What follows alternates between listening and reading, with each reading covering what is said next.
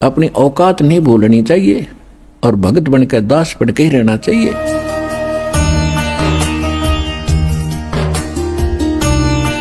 तो कहते हैं क्या होत हरि नाम से जो मन में नहीं विश्वास। भक्ति से क्या होगा जब विश्वास नहीं कि परमात्मा कुछ कर सकता है। एक समय एक नगरी के बाहर जंगल में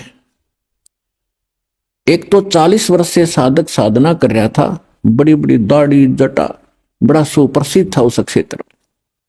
और एक अभी युवा बालक था 30-35 साल का, 4 वर्ष 5 वर्ष से वो साधना कर रहा था दूसरी साइड में जंगल में झोंपड़ी बना के। एक देवदूत आता था भगवान के दरबार से और वो उन दोनों से मिलकर डेली जाता था, चर्चा करते थे भगवान की। तो बड़ा अच्छा समय उनका व्यतीत हो रहा था। एक दिन उस देवदूत ने परमात्मा भगवान से कहा कि भगवान आपके बड़े भक्त हैं, वहां पर एक नगर में बहुत ही आपका गुणगान करते हैं, आप पर न्योछावर हैं। तो भगवान ने कहा कि उन दोनों में से एक भक्त है, एक तो नकली आदमी है। वो देवदूत ने सोचा वो बच्चा भी लगा है छोटी उम्र का, वो उसके बारे में भगवान कह रहे होंगे। तो देवदूत ने कहा कि वो ना जो अभी 3-4 वर्ष से भक्ति पर लगा है वो अभी बालक है। तो भगवान बोले नहीं, जो 40 वर्ष से लग रहा है ना वो निकम्मा नकली आदमी है। अब वो देवदूत भगवान के मुख की तरफ देख रहा है तो भगवान भी जान गए कि इस देवदूत का यह बात गलत उतरी नहीं। तो भगवान ने कहा कि क्या आपको विश्वास नहीं हुआ मेरी बात पर। देवदूत ने कहा कि ऐसा नहीं हो सकता कि आपकी बात पर विश्वास ना हो, लेकिन मेरी बुद्धि छोटी है भगवान, मुझे ऐसा लगता है कि वो तो बड़ा अच्छा भगत दिखाई देता है। तब भगवान ने कहा तो ऐसे करना, किस समय जाता है वहां कि प्रतिदिन मैं 10 बजे जाता हूं, तो आज तो 2 बजे बाद जाना और उनको ऐसा ऐसा कहना और फिर उनका उत्तर जो वो दे तुझे अपन निर्णय हो जाएगा भगत कौन सा है। तो वो 2 बजे पहुंचा, उन्होंने बहुत इंतजार की कि आज क्या बात है, वो देवदूत नहीं आया। तो पहले गया वो उस कदमी में था, वो तो भगत पक्का है, 40 साल से भक्ति कर रहा है। उसके पास गया तो उसने कारण पूछा, देवदूत आज लेट क्यों आए, क्या कारण था, स्वस्थ तो हो। देवदूत ने कहा कि क्या बताऊं भगत, आज तो भगवान ने अनहोनी कर दी, ऐसा कमाल कर दिया और वो 1 बजे करना था, इसलिए मैं आपके पास नहीं आ सका और वो देख कर आया मैं उस कौतुक को। तो भगत ने पूछा कि क्या किया भगवान ने, कि परमात्मा ने सुई की नाके में के हाथी निकाल दिया। तो वो कहता 40 वर्ष वाला कि ऐसी झूठ बोल देवदूत, किसी का जच जा, ये कभी हो सकता है क्यों सट्टे मारे। अब वो देवदूत भगवान की बात याद आती है, अरे सचमुच तो पशु है जब इसका इतना विश्वास नहीं, भगवान क्या नहीं कर दे, फिर क्यों डलेट हो रहा है ये। उठ कर चल पड़ा, फिर चला दूसरे के पास जो कुछ ही समय से भगवान की भक्ति पर लगा था। अब उसके पास जाकर उसने सोचा यूं तो पता नहीं क्या सुना होगा जब इतने पुराने भक्त ने ये उत्तर दिया इसका। उसने कारण पूछा भक्त ने कि देवदूत इतना देर से आने का क्या कारण था, आपकी इंतजार कर रहा था, आप आते हो तो चर्चा होती है भगवान की, आनंद होता है। तो उसने कहा कि क्या बताऊं भगत, बताऊं तो जच्चा नहीं और बिना बताए मेरा पच्चा नहीं, बतानी जरूर पड़ेगी। अब बता भाई, बता क्या बात है। कि 1 बजे भगवान ने ऐसी अनहोनी कर दी, बस पूछो मत, कि पर बस कमाल कर दिया। आश्चर्य की बात है कि हाथी को सुई के नाके में निकाल दिया। तो वो भगत कहता है ये कोई आश्चर्य है, भगवान काट दे सारी पृथ्वी ने सुई के नाके में गए, तो हाथी की बात करे। देवदूत ने उस बच्चे को सीने से लगा लिया, धन है तेरे माता पिता जिनसे जन्म हुआ। जब भगवान पे विश्वास नहीं है तो फिर डले क्यों ढो रहे हो, क्यों भक्ति कर रहे हो। भगवान जो चाहे सो कर सकता है। क्या बताते हैं? सूक्ष्म वेद में गरीबदास साहिब ने परमेश्वर कबीर जी की महिमा बताई है। मौला थल से जल करे और जल से थल कर देत, साहेब तेरी साहेबी श्याम कहूं के श्वेत। अब क्या बताया है कि परमात्मा पूरी पृथ्वी को जल से भर दे, हजारों फुट ऊंचा एक पल में, और सब तहस नहस कर दे, और दूसरे पल में एज इट इज न्यो का न्यो बना दे। जो जहां बैठा जो काम कर रहा है, जितने बच्चे, एज इट इज बना देता है। तो कहते हैं परमात्मा तने भला कहूं या बुरा कहूं। एक भक्त था, अपने आत्माओं परमात्मा प्रत्येक युग में आते हैं और अच्छी आत्माओं को मिलते हैं। उनका विधान आपको वेदों से प्रमाणित भी दास ने कर दिया। तो हम क्या करते हैं? हम पूरा ज्ञान ना समझ के फिर नाम नूम लेकर फिर अपनी धुन से लगे रहते हैं, तो वो भी हमारी कमजोरी होती है। क्योंकि जैसे एक ग्राउंड है खेलने का, बच्चे जिसमें मैच खेलते हैं, और उसकी कुछ मर्यादा बना रखी है कि इससे बाहर नहीं जाना चाहिए आपने। उससे बाहर जाते तो हम फाउल ही खेल रहे हैं, चाहे कितने किलोमीटर तीन कबड्डी कबड्डी करते अंडे जाओ, वहां लाभ आपको मिलेगा नहीं। वो तो उसी में करना जो कुछ करना आपने, तो मर्यादा के अंदर रहना चाहिए। फिर भी परमात्मा ने ये भक्ति बनाए रखने के लिए प्रत्येक युग में ये मंत्र दिए प्रथम, और उनकी उन्होंने डट के भक्ति करी, क्योंकि वो श्रद्धालु और उसी के लिए निकले थे घर से। तो उन्होंने खूब भक्ति की, उनसे सिद्धियां भी साथ इसमें पैरेलल आ जाती हैं।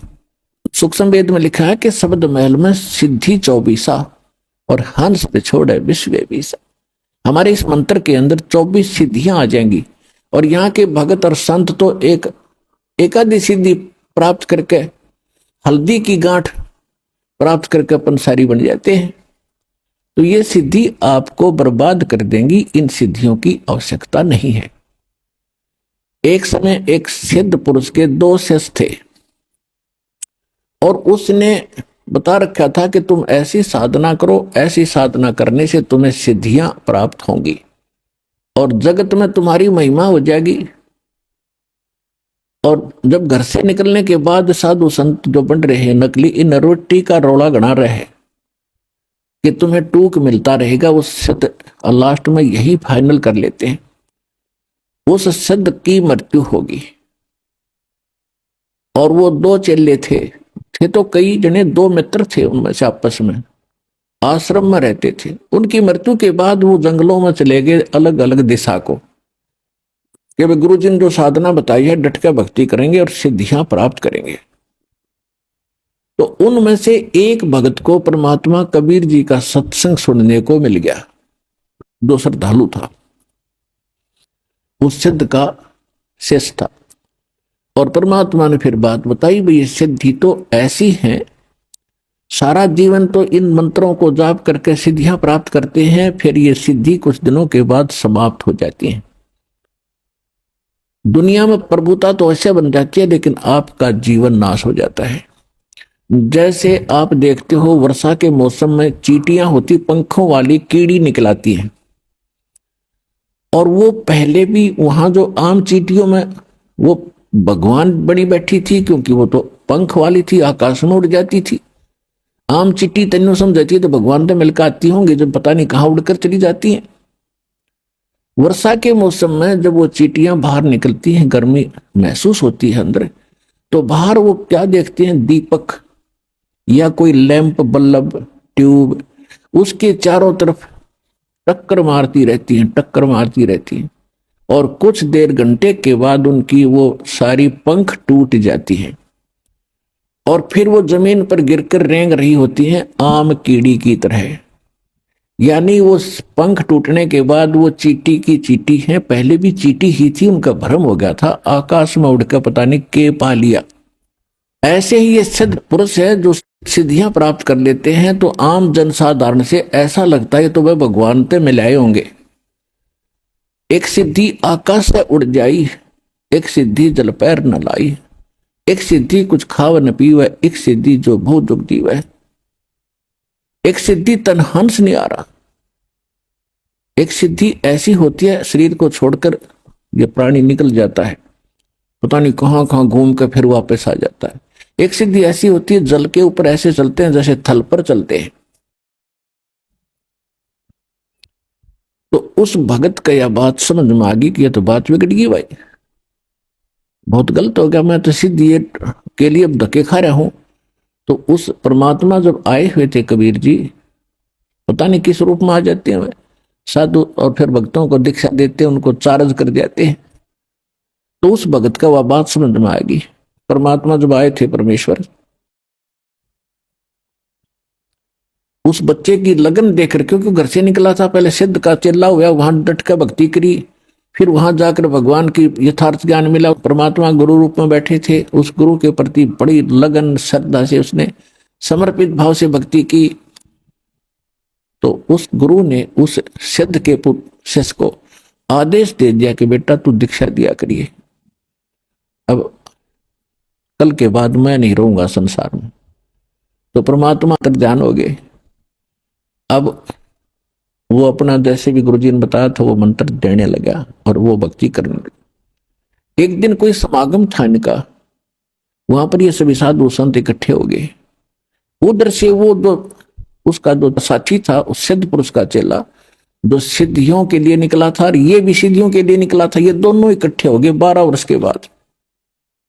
12 वर्ष के बाद जब दोनों मिले, कुशल मंगल पूछी, फिर पूछा भी आपने क्या पाया, आपने क्या प्राप्ति हुई।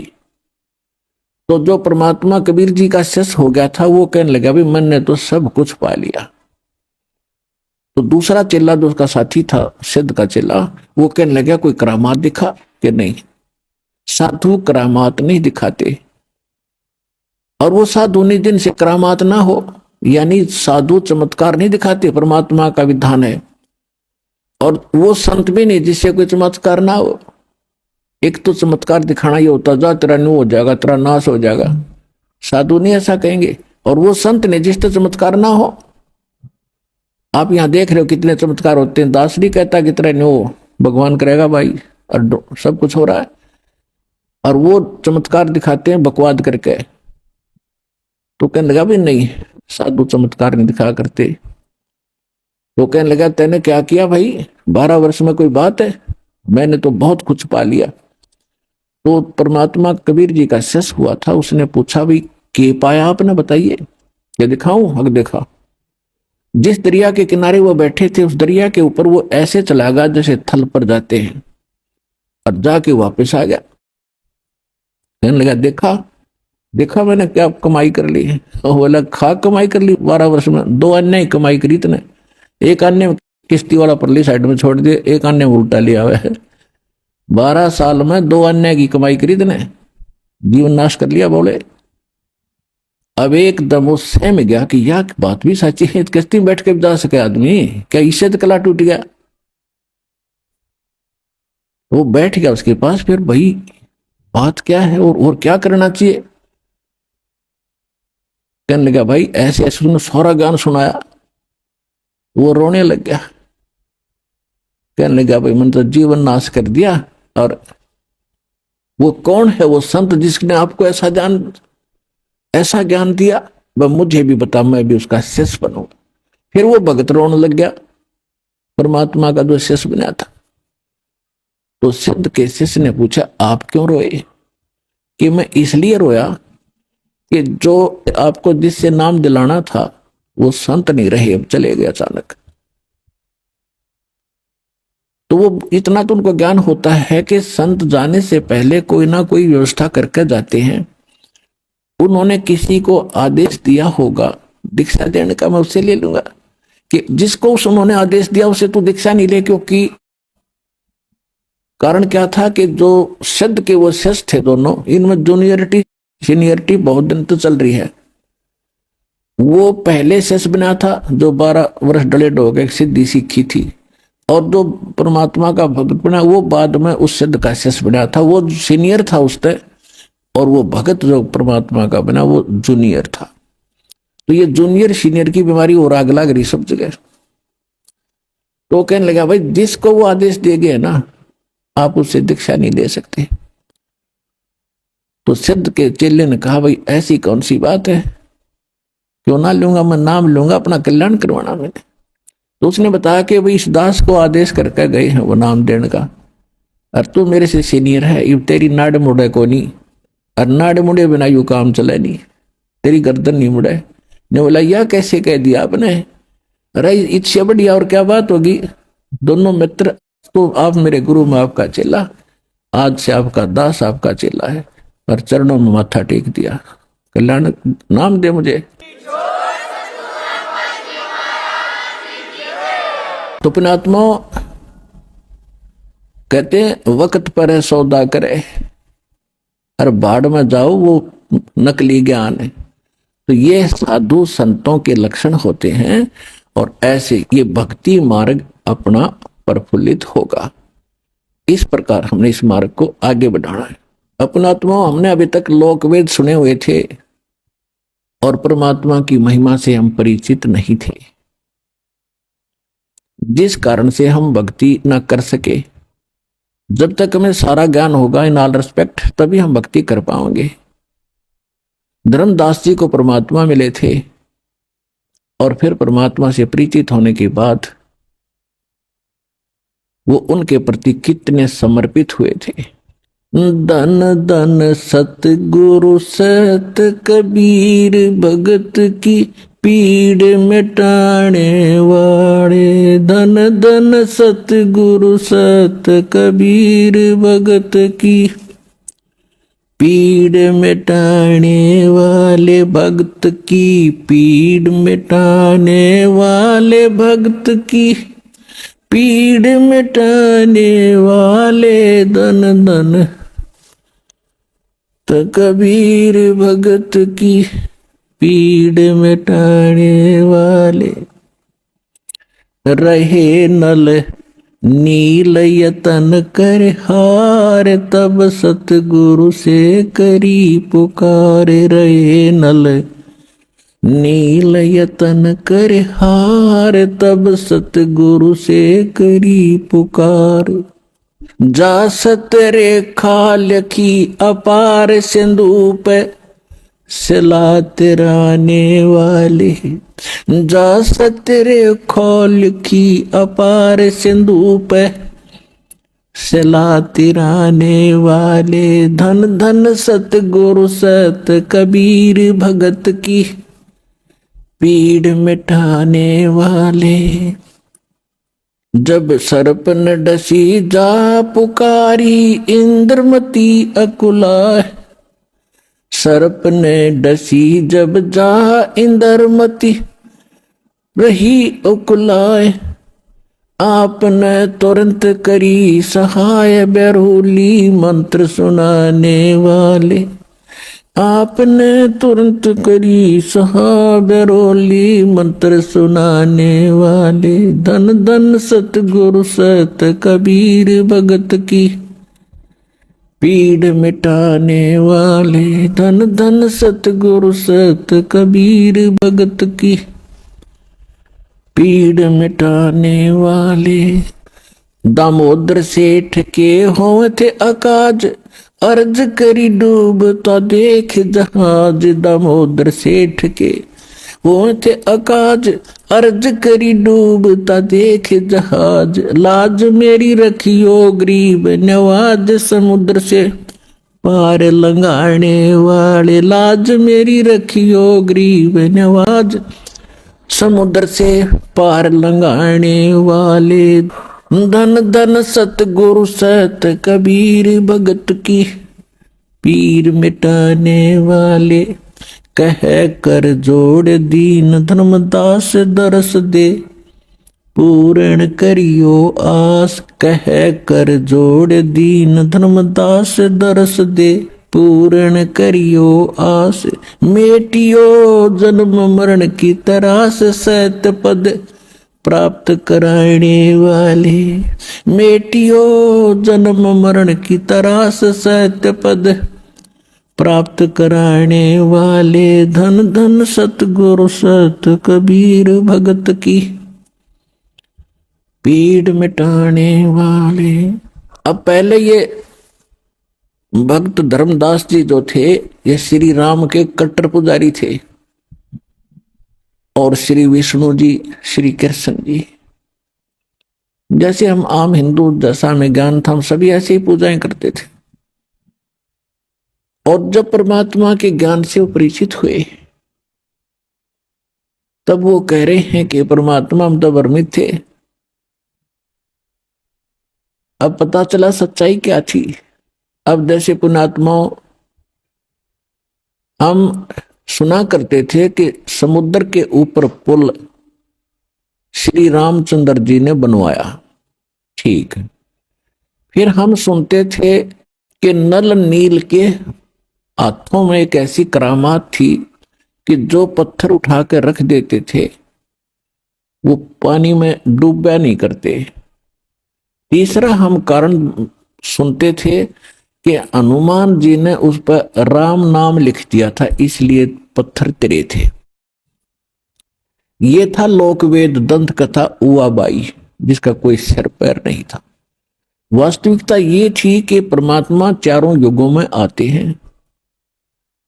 कबीर परमेश्वर जी सतयुग में सत सुकृत कह टेरा, त्रेता नाम मुनिंदर मेरा, द्वापर में करुणा में कहाया, और कलियुग नाम कबीर धराया।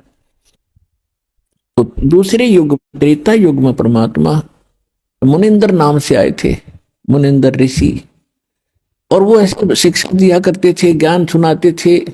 कुछ श्रद्धालु उनकी दीक्षा लेकर जो दुखी आते थे परमात्मा के दरबार में, देखो वैसे तो हम विज्ञानिक काल ने पकाए रखे हैं, घने विद्वान बना रखे हैं, किसी से आगे कोई चर्चा करके देख लो आपको 20 वाणी सुना देगा कबीर साहब की, और गीता के श्लोक सुना देगा, वेदों के मंत्र निरे सुना देगा, और क्या पता नहीं इनको।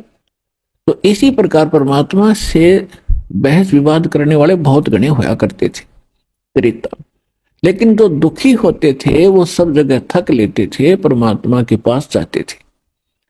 और वो तो परमात्मा दयालु हैं, उनके बच्चे हैं सभी, उनके पास आएंगे तो माँ बाप पर देखा जा बालक दुखी तो सुख भी देगा, जब नीत साबित होगी। वो जाते ठीक होते, विष्णु को और बताते भाई वहां जाते ऐसा दुख हुआ था, मैं ठीक हो गया। और नल और नील नाम के ये दोनों मौसी के बेटे थे, आपस में अलग अलग माताएं थी, वो आपस में बहनें थी। तो ये दोनों कुछ प्राकृतिक प्रकोप इनके संस्कार का था। ये सब ऋषि महर्षियों के पास जा चुके थे, कुछ मेंटली डिस्टर्ब थे, और सारा दिन भारी भारी शरीर रहता था, ऐसे शरीर दिमाग भी घना काम नहीं कर रहा था, यानी ज्यादा डिस्टर्ब थे। तो सब ऋषि महर्षियों के पास गए, सभी ने लास्ट में ये फाइनल कर दिया कि तुम्हारे प्रारब्ध का दंड है, कर्म है, भोगना पड़ेगा, तेरी किस्मत में लिख रखे।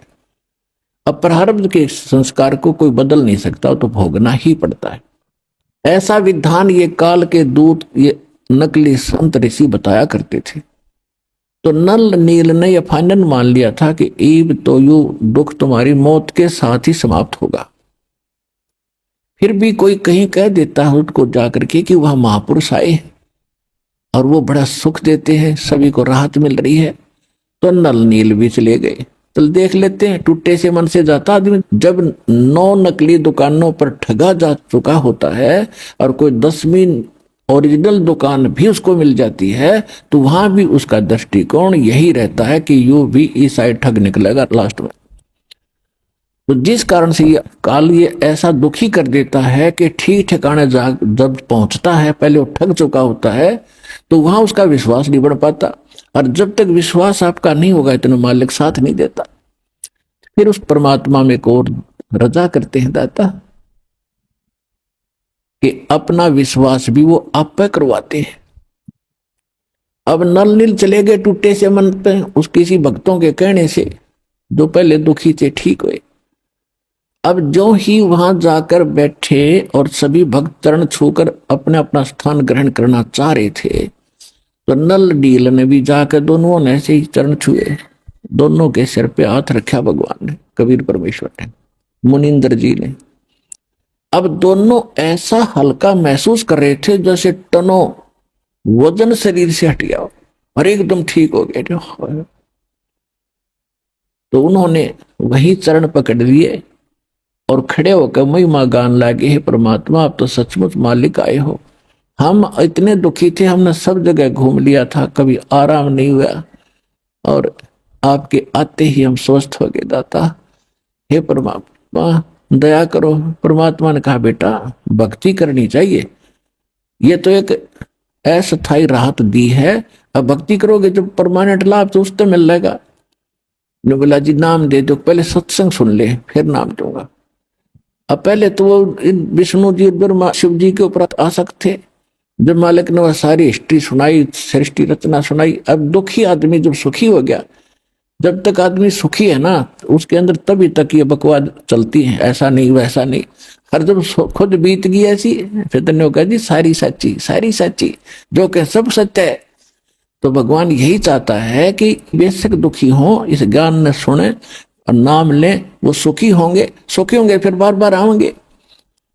दुख दूर होगा तो उनको विश्वास होगा, फिर बार बार आएंगे तो वो ज्ञान भी सुनेंगे, और ज्ञान सुनेंगे तो आप पे बात बन जाएगी।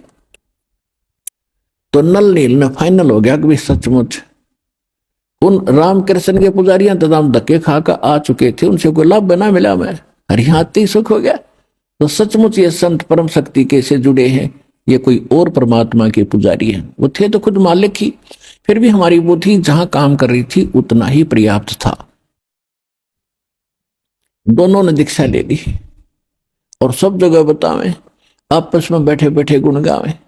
तो सत्संग में एक बात और ज्ञान दिया जाता है कि बेटा यहाँ अधिकतर बूढ़े बुजुर्ग बीमार आते, ऐसा ही आते हैं, कोई लंगड़ा है कोई कैसा है, तो अपने भाई बहनों की तुम ये भक्त हैं, ये भगवान के लिए आए हैं और इनकी सेवा करनी चाहिए, इनके बर्तन धोते कपड़े साफ करे जिसे बन सके तुमसे, तो इसका बड़ा पुण्य होगा।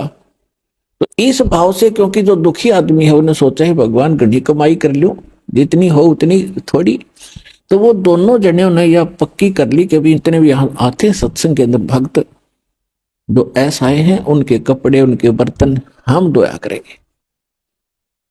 तो उन्होंने पहले ऐसे 20-30-50 भक्त आया करते थे और वहां 2-2 3-3 4-4 दिन का सत्संग होता था, तो वही रहते थे। वो क्या करते थे, उनके कपड़े उठा ले जाते, लो हम धोएंगे, उनके बर्तन भी उठा ले जाते। पहले ऐसे बर्तन मारते काशी कुशी के,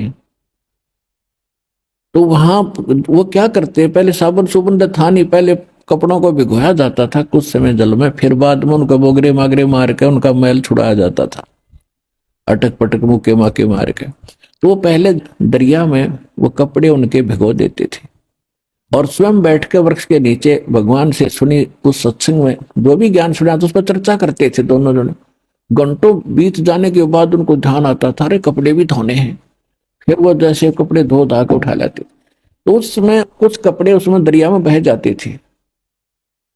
तो कारण क्या बना कि जो भक्त श्रद्धालु इतनी दूर से पहुंचे हैं उनके कपड़े मिले नहीं, तो वो कहते थे भाई हमारा कपड़ा ऐसा नहीं मिला, ये नहीं मिला, किसी का बर्तन नहीं मिला। तो कहने लगे हमें तो पता नहीं, हम तो सारे जितने ले गए थे उतने ले आए हैं। तो दूसरे भक्त और भी जाते थे सेवा करने, वो बताते हैं कि ये पता नहीं क्या बैठे बैठे बतलाते रहते एक वृक्ष के नीचे, इनको ध्यान नहीं रहता, वो बह जाते हैं पानी में। तो उन भक्तों ने जो बुजुर्ग थे उन्होंने कहा भाई इससे अच्छा तो आप हमारे ये दोहा ना करो, हमारे तो और नुकसान कर दिया। तो ये बात कहते कहते गुरु जी के पास पहुंच गई। अब उन्हें नलिनी ने सोचा कि अब तुम्हारी सेवा छूटेगी और तुम मर गए, फिर वो कर टूटेंगे, गुरु जी नाराज हो जाएंगे। तो महाराज जी ने कहा बुला के भाई बेटा क्या बात है, कपड़े ध्यान से धो के लाया करो। अखा जी घने ध्यान तो धोते हैं। तो अच्छा भाई ठीक से धो के लाया करो। 2-3 दिन के बाद फिर वही शिकायत आई। तो फिर परमात्मा ने कहा कि बेटा आपको बार बार कहा है ध्यान रखा करो, ठीक आप सेवा ना करो, इनसे दुखी हो गए तो आप सेवा ना करो, इससे चरणों में गिर गए, हे महाराज मर जावांगे, हमारा तो विनाश हो जाएगा, मुश्किल से आपकी दया हुई है, हमारी सेवा ना छुटवाओ। उन्हें सोचे गुरुजी नाराज हो गए। अब उनकी दीन हालत देखकर, हृदय की पुकार देखकर परमात्मा ने तरस आ गया कि आत्मा घनी दुखी हो जाएंगी जब सेवा छुटवा दी। तो कहा बेटा चल ठीक है, आप करो सेवा। आप दोनों को मैंने वरदान दे दिया, आशीर्वाद दे दिया, तुम्हारे हाथ से कोई वस्तु पानी में डूबे नहीं गी। वो बड़े खुश हुए। उन्हें जाकर के, जैसे मिट्टी के भी पत्थर होते थे उस समय, एक आधा काशी का होता था, तो उन्होंने जो का तो पानी में भर के काशी का बेला और जलपत रख दिया। वो न्यू का न्यू रखा रहा, नीचे लहरें चल रही हैं और वो यूं का न्यू धरा। और भी तमाशा देख रहे भक्त, सचमुच गुरु जी का इसका आशीर्वाद हो गया इनको। तो पत्थर उठा कर रख दिया, पत्थर भी नो का नो वहीं स्थिर हो जाता था। और कपड़े जहां रख दिए वो हाथ ला के हिला देना, पत्थर नो के नो कपड़े रखे रहते थे। तो ये उनके अंदर उस परमात्मा ने इसलिए गुण दे दिया कि ये मानना नहीं, और इनके कपड़े खराब होते हैं, ये भी दुखी और ये भी दुखी, तो दोनों को सुख दे दिया। वो समर्थ भगवान है, जो चाहे सो करते। अब कुछ दिनों के बाद क्या हुआ, अब सत्संग समाप्त हो जाते थे, साल 6 महीने में कभी सत्संग होते थे। तो उधर से वो भक्तों को पता चला, नल नील को, कि ऐसे ऐसे एक रावण राजा है, उसने माता सीता को उठा लिया है, उसको छुड़ाने के लिए सभी साधु भक्त और इकट्ठे हो रहे हैं, चलो रावण को कूटेंगे पीटेंगे। तो भगत भी साथ से चले गए वहां पर। अब वहां पहुंच गए समुद्र के उरली साइड में, और पुल बनाने की समस्या आएगी। तो समुद्र के अंदर घुटनों पानी में खड़ा होकर श्री रामचंद्र अर्थात विष्णु जी ने 3 दिन प्रार्थना की थी कि हे जल्दी, हे समुद्र राज, मुझे रास्ता दे दे, मैं बहुत दुखी हूं, ये मेरे साथ बीत गया है। आप भी भक्त हो, आपने मेरी मदद करनी चाहिए, क्योंकि इन जल का देवता होता है वरुण, और वरुण के अंतर्गत फिर अन्य आगे और छोटे देवता होते हैं। ये इस प्रकार इन्होंने सभी जल स्रोतों को उनके अधीन कर रखा है। जब 3 दिन तक घुटनों पानी में खड़ा होकर याचना करने से भी समुद्र नहीं मान्या, नहीं रास्ता दिया, तो उसी समय श्री राम ने कहा कि लक्ष्मण, मेरा वो अग्नि बाण दे, ये लातों के भूत बातों से नहीं मानते, इसको फूकूंगा। और जो ही वो अग्निबाण छोड़ना चाहा, उसमें से लपटें निकलने लगी। उसी से मैं ब्राह्मण रूप बना के और समुद्र बाहर आ गया और कहा, महाराज इसको फूक दोगे मुझे तो इसमें फिर भी आप पार नहीं हो सकते, क्योंकि ये तो खड्डा बन जाएगा, बहुत भारी झील हो जाएगी, और कितने जीव मरेंगे, आपको पाप लगेगा। तो श्री राम ने कहा कि फिर मैं क्या करूं, मैं भी तो बहुत दुखी हूं, मुझे कोई विकल्प बता। तो उसने कहा कि ऐसा काम करो, सर्प भी मरे लाठी भी ना टूटे। कि वो कौन सा तरीका, कि समुद्र ने कहा कि आपकी सेना में नल नील नाम के 2 एक भक्त हैं, उनके गुरुजी का दिया उनको आशीर्वाद है कि वो जल के ऊपर चाहे पत्थर भी धर दें, वो डूबता नहीं। तो आशा की एक किरण दिखाई दी श्री रामचंद्र जी ने, नल नील को आवाज लगाएगी, वो सामने आए। अब यहां हम मार खाते हैं कि जैसे माता गर्भ को रखे यत्न बना, ठेस लगे तो अक्षीण हो, तेरी ऐसे भक्ति जावे। अब वहां नल्ली नर देखा कि यहां तो अंगद भी फेल हो गया, हनुमान जैसे बलवान भी फेल है तुम्हारे सामने, आज तुम्हारी महिमा होगी। यह मार खाता प्राणी यहां पर है।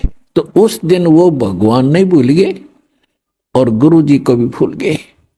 अपनी महिमा दिखाने के लिए सामने आगे सीना तान के खड़े हो गए रामचंद्र के पास, और उनसे पूछा गया कि क्या भाई आपके अंदर कोई ऐसी पावर है, आपके हाथों में कोई शक्ति है? हाँ जी, कि भाई एक एक्सपेरिमेंट करके दिखाओ, तभी विश्वास होगा। तो उन्होंने पत्थर उठाया, रख दिया, डूब गया, दूसरा उठाया फिर डूब गया। उनको तो विश्वास था कि डूबता ही नहीं था। तो वो एकदम सहम गए, भाई आज क्या बनी, दोनों के हाथ से पत्थर नहीं तर रहे। तब उस ब्राह्मण रूप में खड़े समुद्र की तरफ श्री रामचंद्र जी ने ऐसे देखा, ये कहना चाहा हो कि समुद्र तू तो झूठ बोल रहा है। तब समुद्र ने कहा कि नलनील तुमने बड़ी भारी गलती कर दी, आज तुमने अपने गुरु को याद नहीं किया, जिस कारण से तुम फेल हो गए। रहे नल नील यतन कर हार, तब सतगुरु से करी पुकार। रोए नल नील यतन करे हार, तब सतगुरु से करी पुकार। जा सत रेखा लिखी अपार सिंधु पे, सिला तिराने वाले। जा सत रेखा लिखी अपार सिंधु पे, सिला तिराने वाले। धन धन सतगुरु सत कबीर, भगत की पीड़ मिटाने वाले। अपने आत्माओं, आपको पहले भी बताते रहे हम कि जिस समय परमात्मा प्रथम सतयुग में यहां आए थे, इस काल ने वरदान लिए थे भगवान थे। उन वरों में से एक ये भी वर था कि मेरा पुत्र जाएगा और ऐसी घटना उसके प्रारब्ध में लिखी है वह घटेगी। लेकिन वो इतना सक्षम नहीं है कि समुद्र पर पुल बना सके। भगवान आप उनकी दया करियो, वो पुल बनवाइयो। परमात्मा को वो वायदा भी याद था, और उधर से नल नील की फड़क भी निकालनी थी, ना भक्ति नाश हो जाता उनका।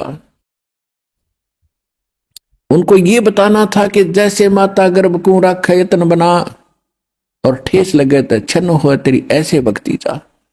अब उसमें अभिमान आ गया उनके अंदर, उन्होंने अपना भट्ठा बैठा लिया।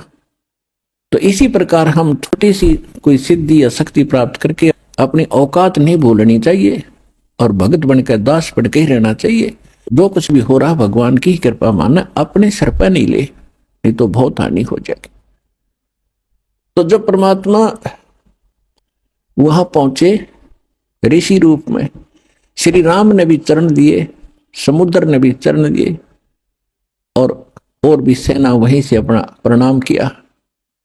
तब श्री रामचंद्र जी ने कहा कि भगवान ऐसे ऐसे मेरे ऊपर आपत्ति आई है, और आज आपके चेलों में वो शक्ति नहीं रही जो आपने वरदान दिया। तो परमात्मा ने कहा कि इनमें वो शक्ति अब रहेगी भी नहीं, समाप्त होगी आज से। इन्होंने बहुत बड़ी गलती की है, इनमें प्रभुता आएगी, मान बढ़ाई घर करेगी। और जहां मान बढ़ाई और अहंकार है वहां मैं नहीं रह सकता, भगवान नहीं रहेगा। फिर श्री राम ने कहा कि परमात्मा हे महर्षि जी, हमारे ऊपर एक ऐसी आपत्ति आई है, इसका समाधान करो। आप जब अपने बच्चों को, अपने शिष्यों को ये शक्ति दे सकते हो, तो मेरा भी कुछ ये संकट निवारण करो। तब परमात्मा ने एक सोटी उठाई, डंडी, और कहा जो मेरे पीछे पीछे। उन्होंने एक पहाड़ था, उसके चारों तरफ एक रेखा खींच दी चारों तरफ, और कहा कि इसके बीच के पत्थर उठा लो, अपने आप तैर जाएंगे। वो पत्थर उठा के लाए, क्योंकि डरे थे। हनुमान जी बोला बट जब राम का नाम लिख दूं इस पर। अब अपनी अपनी क्रिया सारे कर रहे थे, राम का नाम पहले ना लिखा इतने, लिख के पहले थक लिए थे। वो राम का नाम लिख दिया, वो दर दी, वो तेरी तो इसलिए थी। अब कहते हैं रहे नल नील यतन करे हार, तब सतगुरु से करी पुकार। जा सत रेखा खींची अपार सिंधु पे, सिलाते रहने वाले। धन धन सतगुरु सत कबीर, भगत की पीड़ मिटाने वाले। अब देखो ये था उआ बाई का ज्ञान। श्री राम ने पुल बना दिया और पार कर गया, पत्थर तिरा दिए। फिर कहते हैं नल नील के हाथों बड़ी पावर थी, तो तिर गए। फिर कहते थे राम नाम लिख दिया हनुमान ने, उससे पत्थर तिर गए। जगत का पेखना पेख्या, धनी का नाम ना लेखा। एक दूसरे पर आश्रय दे रहे हैं जगत के ऊपर। कहते जो करने वाला तो उसका कितना जिक्र नाम और निशान भी नहीं, जिस कारण से आप अभी तक भगवान की महिमा से दूर रहे और उसके लाभ से भी वंचित रहे।